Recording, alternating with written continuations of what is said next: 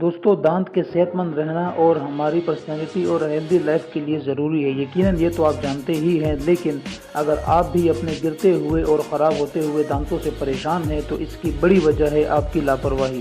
کیونکہ دانتوں کو بنایا گیا ہے کھانا چبانے کے لیے، لیکن ہم آج کل کی بزی لائف میں جوسز وغیرہ کو زیادہ پریفر کرتے ہیں تاکہ ہمیں کھانا یا فروٹ چبانے میں زیادہ محنت نہ کرنی پڑے اور ٹائم بھی بچ جائے۔ لیکن وہ کہتے ہیں نا کہ حرکت کرتے ہوئے دروازے کو کیڑا نہیں لگتا اور